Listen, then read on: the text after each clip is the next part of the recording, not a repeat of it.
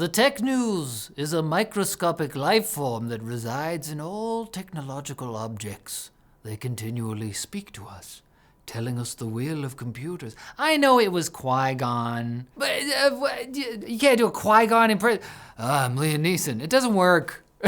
Google is walking back their plan to lock down sideloading on Android. In August, the company announced that starting next year, Android users would only be able to install apps made by verified developers, even for apps not listed on the Play Store, which critics said would seriously hinder indie devs, emulator projects, and that one guy on GitHub who ports Doom to everything. What about that guy? Who's gonna verify him? Now, Google says that experienced users will still be able to install apps from wherever they want, even from unverified developers, although it'll take a few extra steps, a handful of warnings, and swearing you're not gonna blame Google when your phone mysteriously starts speaking in tongues. No Dios tecnológicos spectas. I don't think anyone's gonna understand that at all. It's Latin. It's like an alternate universe where the Holy Spirit is malware. Yeah. According to Google's blog post, the idea is to curb malware without completely shutting the door on Android's openness, which has always been one of its defining features. The change is a response to heavy pushback from developers, industry groups, and everyday users who didn't love Google deciding for them what trusted means. So yeah, sideloading is back, baby. Just with training wheels. And when those come off, I guess that's when we really learn what malware feels like a concrete skin burn. Skin burn? What do you call it? Road rash? Road rash. That's how I learned not to longboard down hills with no protective equipment. Vine, the 6'7" video app. Oh man, we have to leave that in. Vine, the 6-second video app shut down by Twitter in 2017, is back at it again at Krispy Kreme in the form of a new app called Divine, complete with a sizable chunk of the original video library. The app was created by former Twitter employee Evan Henshaw-Plath, aka Rabble, while working for Twitter co-founder Jack Dorsey's not-for-profit and other stuff. He didn't work for Jack Dorsey's not-for-profit and also for other stuff. The not-for-profit's called And Other Stuff. Okay, using data previously stored by Archive Team, which is again a separate entity, not the same as the archive.org team. Okay, Rabble was able to restore 150 to 200,000 original vines from 60,000 creators, who can contact him if they want to take control of their reconstructed accounts. Wow. And it seems like he's hoping that they will. Divine breaks from its short-form video brethren, like TikTok, by banning AI-generated content. It'll use tech from the human rights nonprofit The Guardian Project to confirm that a clip was truly captured on a smartphone. If Divine spots AI slop, it'll yell, "Is that a weed?" and call the police, not on a microwave. So with Divine, when you say, "Look at all those chickens," be assured that, while you might not actually be pointing at chickens, you certainly won't be pointing at AI chickens. And that's all we want at the end of the day. Anthropic is in the spotlight after alleging that Chinese state-linked hackers used their Claude chatbot to try and hack into 30 of what Anthropic calls critical organizations. And some of those intrusions actually succeeded, supposedly. According to Anthropic, attackers fed Claude detailed prompts, giving it tasks like finding vulnerabilities on selected targets, exploiting them, and even harvesting data. Claude was apparently able to oblige them, but it also hallucinated portions of its results, meaning that the world's first AI-orchestrated cyber espionage campaign included completely fictional cybersecurity threats. It's like staging a heist with that one overconfident guy who points at every wall and says, "There's a safe behind that."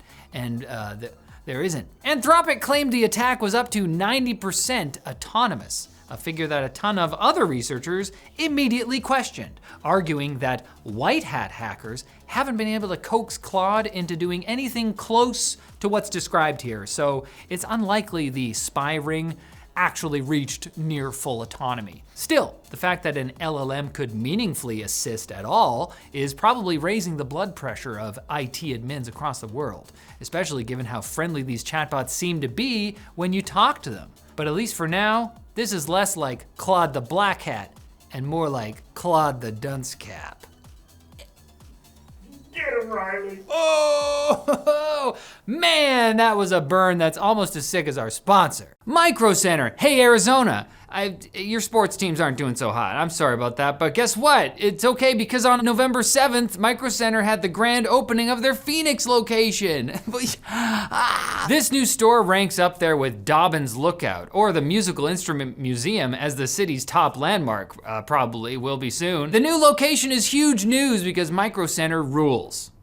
They just won PC Mag's 2025 awards for Best Big Box Store, Best Brick and Mortar Tech Retailer, and most impressively, Best Tech Retailer overall. You have gotta check these guys out. If you can't visit one of Micro Center's rad physical locations, but still wanna be distracted from your terrible sports team, don't fret, they've got you covered online. November's sales are ever changing and only last about a week at a time, so check the Micro Center website regularly for some amazing deals throughout the entire month of November. Now, if the long bits, which we just did, are the original trilogy, then the quick bits are the prequels. There's a lot more stuff jammed in there, and they're harder to understand. Firefox is building what it calls an AI window, which is like an AI browser mode that is kept separate from your normal tabs, kind of like a private/incognito window.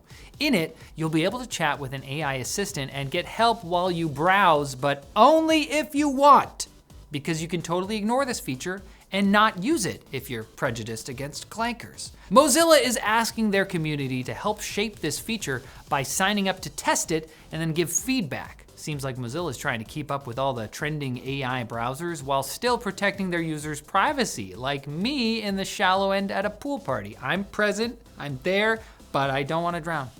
I'm sorry. There's a lot of kids over there and they can all grab your face at any one time. Microsoft has fixed an issue where some Windows 10 users couldn't enroll for extended security updates to get an extra year of free updates. But wait, don't you have to be enrolled in that program to get more updates in the first place? Is Microsoft trapping users in liminal space where they're both getting updates and blocked from getting updates at the same time?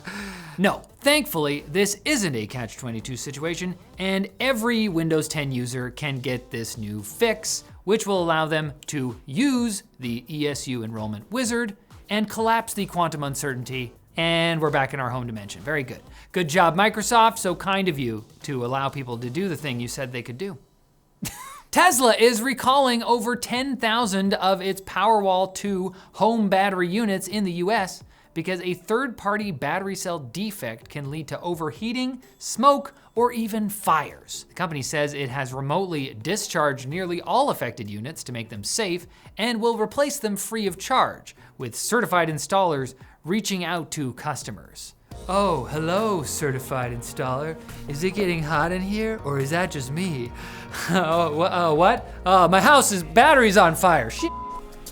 ChatGPT is rolling out group chats in select countries, letting users invite contacts to join their ChatGPT session, so you can use ChatGPT to actually chat with another human now, as long as an AI is there to supervise. This is great news, especially if you want someone to mediate your dysfunctional family arguments about what to get for dinner tonight. Yeah, this is the what to do. Meanwhile, WhatsApp is launching third-party chat integration across Europe, allowing fully encrypted conversations with people on other messaging platforms as part of the new requirements laid out by the Digital Markets Act. It doesn't look like ChatGPT is one of those now interoperable chat apps, so at least it won't butt in and offer to write some erotica or something. It always does this, so annoying. Open ChatGPT, good morning, want some erotica? Stop asking. And a new smart bandage, uses an AI-powered camera to take pictures of a wound every couple of hours, figure out how it's healing, and then either zap it with tiny pulses of electricity, or release drugs to help speed the healing up, which seems better, more useful to me.